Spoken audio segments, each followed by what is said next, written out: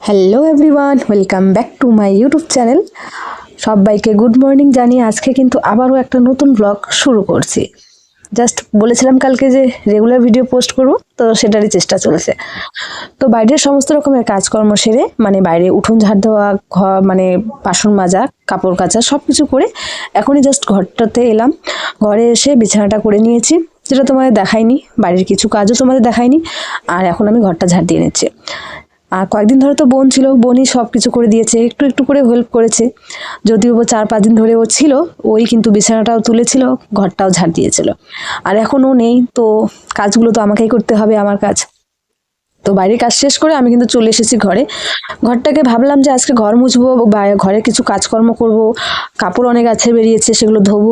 কিন্তু মানে আজকে সূর্যের একদমই আলো নেই। আজকে খুব কুয়াশা পড়েছে, বাইরে অনেক ঠান্ডা পড়েছে। আর এই ঠান্ডার মধ্যে যদি এই কাপড়গুলো আমি ধুই তো কাপড় শুকাবে না, তারপর কালকে আবার ধুতে হবে, তো কালকেরও কাপড় জমা হয়ে যাবে। তো তাই ভাবছি যে না, এত এইভাবে কাপড় ধুলে তো আর চলবে না। রোদ যদি না থাকে তো না শুকালে কাপড় দিয়ে কোনো লাভ নেই। তো তাই ভাবলাম যে এগুলো থাক, আজকে যেদিন রোদ উঠাবে সেদিন কিন্তু কাপড়গুলোকে ধুয়ে ফেলবো।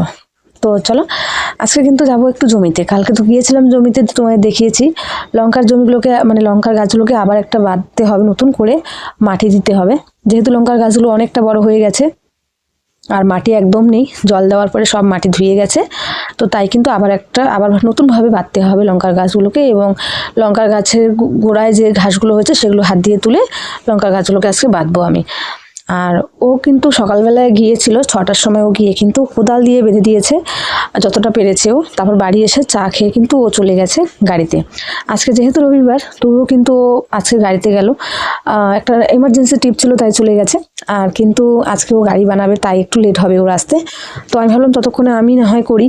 তো আমি কিন্তু ঝটপট করে বাড়ি ঘরে কাজকর্ম করে কিন্তু আমি চলে যাব। আর এই যেখানে দেখো কাঁথা, এই কাঁথাগুলো কিন্তু আমি সেলাই করেছি। বললাম না, আমি কিন্তু কোনো অংশে কম নয়। আগে আমি শাড়ি পরতাম, তো এই শাড়িগুলো ছিল পুরনো শাড়ি, সবগুলো দিয়ে কিন্তু আমি কাঁথা বানিয়েছি। 5-6টা কাঁথা আমার বানানো আছে। তো যেহেতু বোনরা এসেছিল, তো আমার সেরকম একটা ব্ল্যাঙ্কেট বা ন্যাপ ছিল না, তো তাই কিন্তু কাঁথাগুলো বাইর করেছিলাম। এগুলো আমরা পরেছিলাম, গায়ে দিয়েছি। তো এখন নেই, তো ভাবছি এগুলোকে ধুয়ে দেবো, কিন্তু ওই যে বললাম রোদ নেই। তো আজকে এগুলোকে এইভাবে রাখলাম, যেদিন রোদ হবে সেদিন কিন্তু এগুলোকে ধুয়ে আবার তুলে রাখবো। তো যাই হোক, বোনটা নেই, মিস করছি খুব ওকে। আর ওই বা কতদিন থাকবে, ওরও তো সংসার আছে, এইভাবে তো আর থাকতে পারে না ও। তো আমি বললাম যে যাও, পরে একদিন আবার এসো, ঠিক আছে। তো এদিকে দেখো, এই যে আমার ঘরের অবস্থাটা। বললাম যে আজকে ধুবো সব, খুব নোংরা হয়েছে আমার ঘরের অবস্থাটা। যেহেতু জলসার জন্য অনেক আত্মীয় স্বজন এসেছিলো বাড়িতে, ঘর দোর কি বলবো, খুব অপরিষ্কার হয়ে আছে। তো ওগুলো পরিষ্কার করতে হবে আমাকে। তো একটু একটু করেই করবো, যেহেতু জমিতেও যেতে হবে, বাড়িরও কাজ। তো সব দিক দিয়ে একটু মেনটেন করে চলতে হবে আমাকে। তো তারপর চলো, এই যে চলে যাচ্ছি আমি এখন জমিতে, ছাগলকে বেঁধে চলে এলাম কিন্তু সোজা জমিতে। বাবু কিন্তু আগে চলে গেছে জমিতে। আর এদিকে দেখো, ওই যে ডাঙ্গির জলগুলো একদম কি হয়েছে, শ্যাওলা পড়ে একদম সবুজ হয়ে গেছে। এত কুয়াশা পড়েছে, এখন মনে হয় 5-10টা। তো এখনো অবধি কিন্তু কুয়াশা কিন্তু লেগেই আছে। আজকে মনে হয় সারাদিন এইভাবেই কিন্তু কুয়াশা থাকবে, রোদ মনে হয় উঠবেই না। তো এইভাবে মনে হয় 3-4 দিন করবে, তারপর একদিন হয়তো রোদ হবে। এদিকে দেখো, আমি দেখতে এলাম আলুর জমিগুলোকে। এখানে দেখো, এটা হচ্ছে নদী একটা, যে নদীতে আমরা আলু লাগিয়েছি। তো আলুতে জল দেওয়া হয়ে গেছে আমাদের, এই যে আলুতে আরও বাকি আছে আলুতে জল দেওয়ার। তো ও বলছে যে লঙ্কার জমিতে যখন হয়ে যাবে বাঁধা, তখন কিন্তু লঙ্কার জমি আলুর জমি দুটোতে কিন্তু একসাথে ও জল দেবে। আর যেহেতু ওর সময় থাকে না, ওর সময় খুব একটু মিশে চলছে, তাই ও বলছে যে একসাথে করে দেবো। তো ওইদিকে দেখো, আমি ভাবছি আগে আলুর জমিগুলো দেখে তারপর লঙ্কার জমিতে দেখতে যাব। আর এখানে দেখো, দুটো তাম্বু টানা আছে। তাম্বু মানে এখানে প্লাস্টিক দিয়ে লোকেরা এখানে রাতের বেলা থাকে। কিসের জন্য থাকে, এই যে আমাদের এখানে বড় বাবা সবসময় বের হয়। আর এখন কন্টিনিউয়াসলি প্রায় 10-12 দিন ধরে এত হারে আসছে রাত্রিবেলা করে, প্রত্যেক দিন রাত্রিবেলা আসে। আর মানুষের আলু হয়েছে গাছে, তো আলুগুলোকে খাচ্ছে। যেহেতু বা আমাদের হয়তো এখনো অবধি খায়নি, কিন্তু বলা যায় না কোন দিন যে চলে আসবে খাবে, বলাই মুশকিল।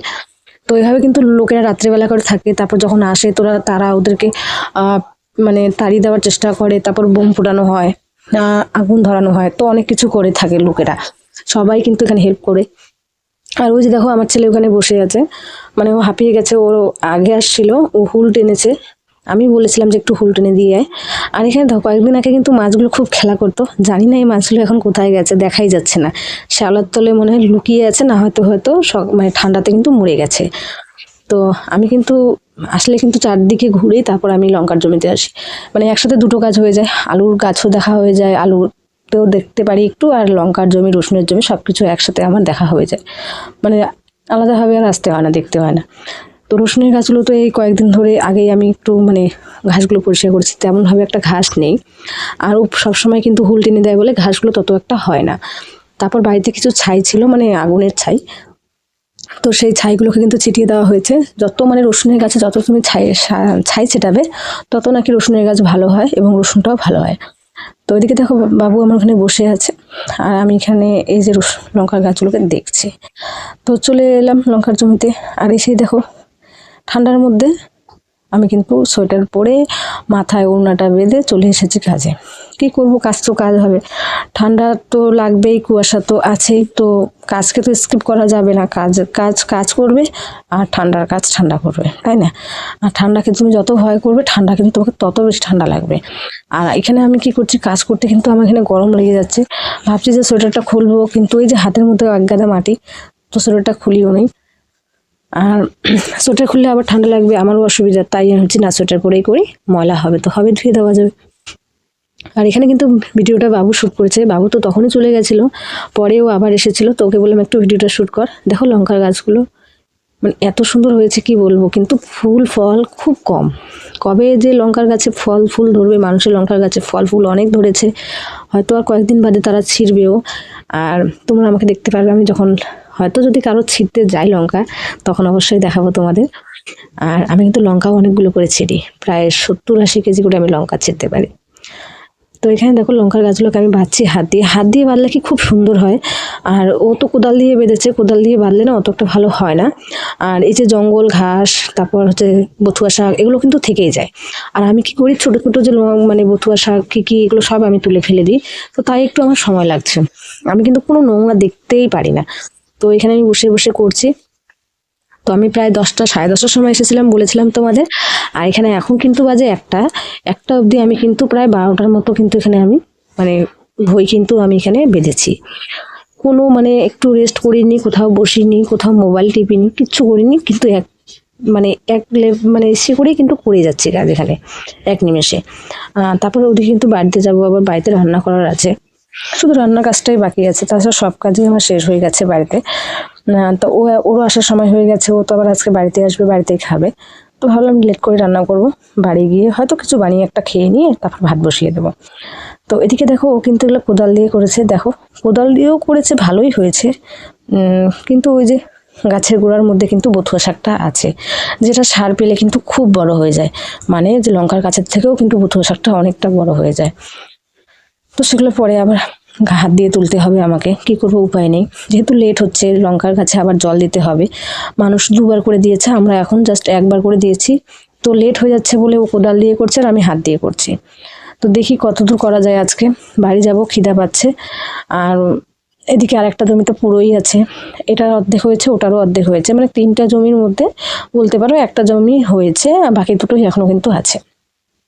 তো আমি দেখো হাত দিয়ে বেঁধেছি, খুব সুন্দর হয়েছে তাই না?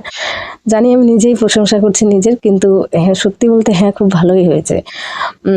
তো এদিকের গাছগুলো অনেকটা ছোট, এগুলো আবার করব।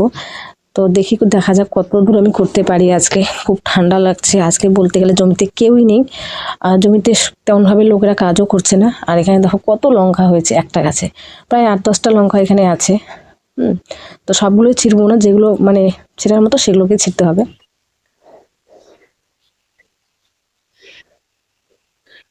তো দেখো বন্ধুরা, আমি এখন চলে এসেছি লঙ্কার জমিতে, আর এসেই দেখো সোয়েটার পরে কাজ করছি, ঠান্ডা আছে, যেহেতু আজকে সূর্যের আলো নেই, একদম কুয়াশা ঠান্ডা, তো তাই কিন্তু এইভাবেই কাজ করছি। আর দেখো বেশিরভাগ লোকে কিন্তু কেউ নেই জমিতে, কেউই কাজ করছে না, কিন্তু আমি করছি, শুধু আমার জন্য, আর এই যে এই ছেলেটার জন্য।